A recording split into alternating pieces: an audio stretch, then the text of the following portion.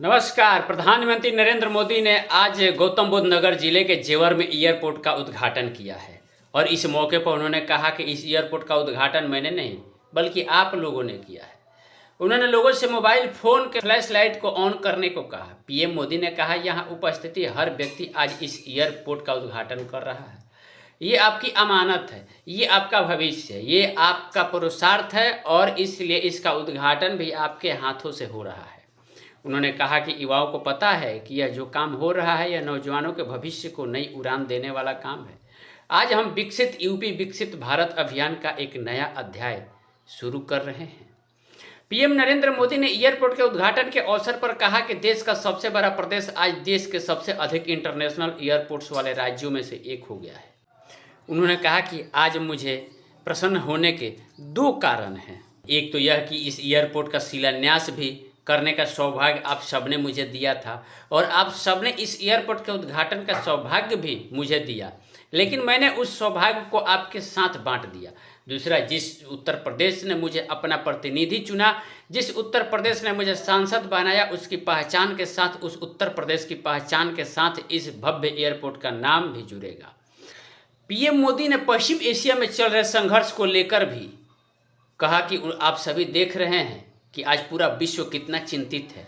पश्चिमी एशिया में 1 महीने से युद्ध चल रहा है। कई सारे देशों में खाने पीने के सामान, पेट्रोल, डीजल, गैस, खाद्य, ऐसी कई जरूरी चीज़ों का चारों तरफ संकट पैदा हो गया है। हमारा भारत इस संकट का पूरी शक्ति से मुकाबला कर रहा है, देशवासियों की ताकत के भरोसे कर रहा है। भारत तो बहुत बड़ी मात्रा में कच्चा तेल और गैस इस युद्ध से प्रभावित इलाकों से मंगाता है। इसलिए सरकार हर वह कदम उठा रही है जिससे सामान्य परिवार पर, हमारे किसान भाई बहनों पर इस संकट का बोझ ना पड़े।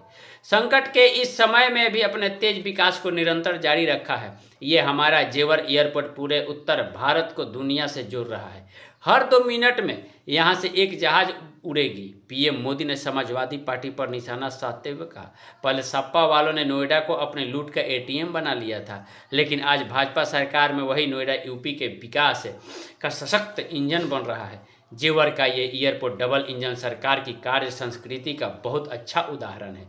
इस एयरपोर्ट को वाजपेयी जी की सरकार ने 2003 में ही फाइनल मंजूरी दे दी थी। 2003 में आप में से बहुत लोग होंगे जिसका जन्म नहीं हुआ होगा, लेकिन एयरपोर्ट नहीं बना।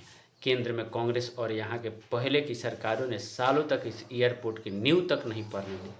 2004 से 2014 तक यह एयरपोर्ट फाइलों में ही दबा रहा।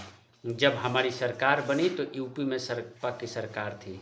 शुरू के 2-3 सालों में सपा वालों ने इस पर काम नहीं होने दिया, लेकिन जैसे ही यहाँ भाजपा एनडीए की सरकार बन, एयरपोर्ट की नींव भी पड़ी, निर्माण भी हुआ। पीएम मोदी ने सभी राजनीतिक दलों से अपील करते हुए कहा कि मैं यूपी के देश के सभी राजनीतिक दलों से भी आग्रहपूर्वक कहना चाहता हूं, इस प्रकार के संकट में ऐसी बातें करने से बचे जो देश के लिए नुकसानदायक है। जो भारतीयों का हक में है, जो भारत के हित में है, वही भारत सरकार की नीति और रणनीति है। राजनीति के लिए गलत बयानबाजी करने वाला राजनीतिक बहस में तो कुछ नंबर पा लेंगे, लेकिन देश को नुकसान पहुँचाने वाली हरकतों को देश की जनता कभी माफ़ नहीं करती। कोरोना के संकट, महासंकट के दौरान भी कुछ लोगों ने अफवाहें फैलाई, वैक्सीन को लेकर झूठ बोले ताकि सरकार का काम मुश्किल हो, देश को नुकसान पहुंचे। परिणाम क्या हुआ? जनता ने चुनाव के दौरान ऐसी राजनीति को नकार दिया, ठुकरा दिया।